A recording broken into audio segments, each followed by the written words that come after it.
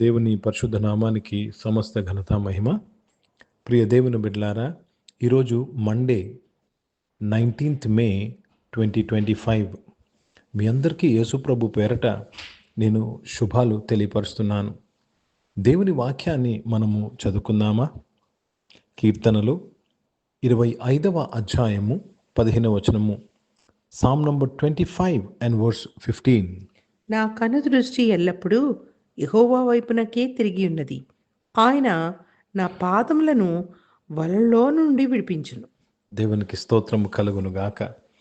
ప్రియ దేవుని బిడ్డలారా, ఆయన నా పాదములను వలలో నుండి విడిపించెను. నీ పాదములు వలలో నుండి, చిక్కులో నుండి, ఒక అనారోగ్యమని చిక్కు, అప్పు బాధని చిక్కు, ఆర్థిక ఇబ్బందిని చిక్కు, సంతోషం లేని చిక్కు చిక్కు చిక్కు చిక్కు ప్రతి చిక్కు నుంచి నువ్వు విడిపించబడాలంటే నీ కనుదృష్టి ఎల్లప్పుడూ యెహోవా పైనే ఉండాలి.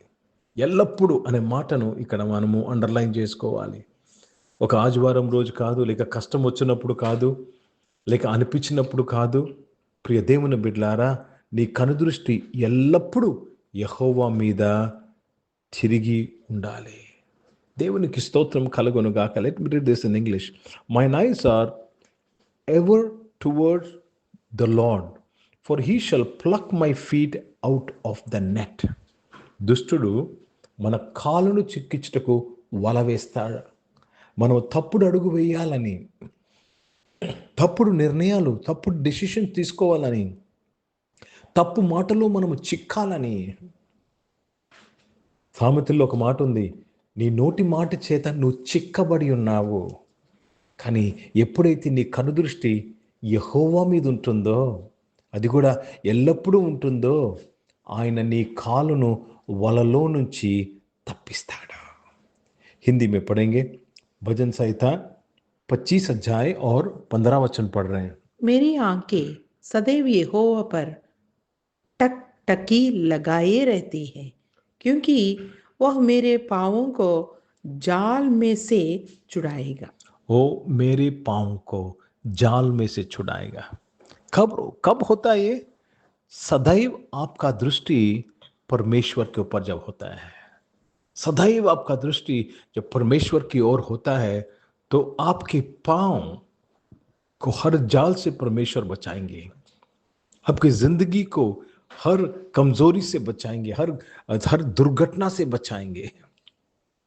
కనుక ప్రియ దేవుని బిడ్డలారా, ఈ ఆరాధనలో ఉన్న ప్రతి ఒక్కరూ ఏ విషయంలో నువ్వు చిక్కి ఉన్నావో, ఏ విషయంలో నీవు చేతకాని పరిస్థితుల్లో ఉన్నావో, ఏ విషయంలో జీవితం ముందుకు వెళ్ళటం లేదో, నీ కాలు చిక్కులో ఉన్నదని అర్థం.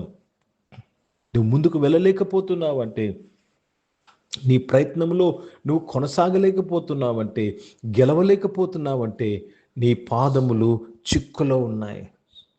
దేవుడు నీ పాదములు చిక్కులో నుంచి విడిపించే మార్గాన్ని నేర్పిస్తున్నాడు. మీ యొక్క కనుదృష్టి ఎల్లప్పుడూ యెహోవా మీద ఉండాలి. ఏమి జరిగినా లుక్ అంటు గాడ్. హెబ్రీ రాసిన పత్రికలో రాయబడిన మాట, look unto Jesus the author and finisher of our faith. మన విశ్వాసానికి కర్తయు తన కొనసాగించు వాడైన యేసు వైపు చూచుచు, యేసు వైపు చూచుచు మీ ముందున్న పందెమును ఓపికతో పరిగెట్టుడే. కనుక ప్రియ దేవుని బిడ్డలారా, నీ కనుదృష్టి నీకు శ్రమ వచ్చినప్పుడు దేని మీదకి వెళ్తుంది?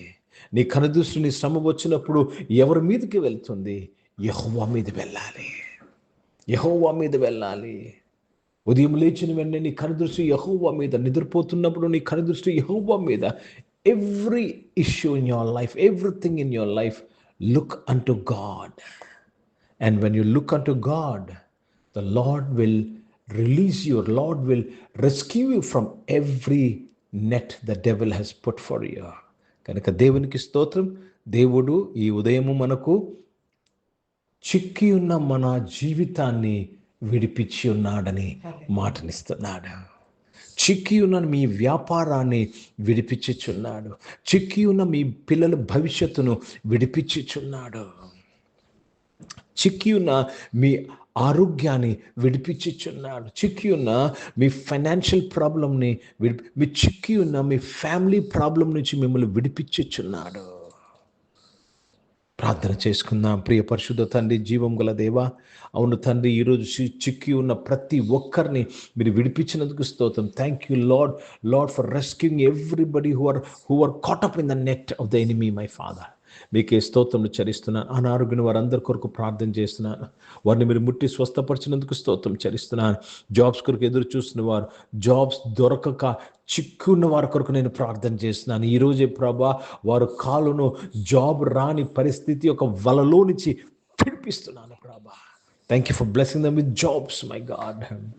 బిజినెస్ చేసిన ప్రతి ఒక్కరిని దీవించి ఆస్వాదించి బలపరచడానికి స్తోత్రం చరిస్తున్నాను. దేవా, చదువుకుంటున్న వారందరి కొరకు ప్రార్థన చేస్తున్నాను. కాంపిటేటివ్ ఎగ్జామ్స్ రాసి ర్యాంక్స్ కొరకు, మంచి ర్యాంక్స్ కొరకు ఎదురు చూసిన వారందరి కొరకు ప్రార్థన చేస్తున్నాను. చిక్కులో నుంచి వారిని విడిపించినందుకు స్తోత్రములు చెల్లిస్తున్నాను.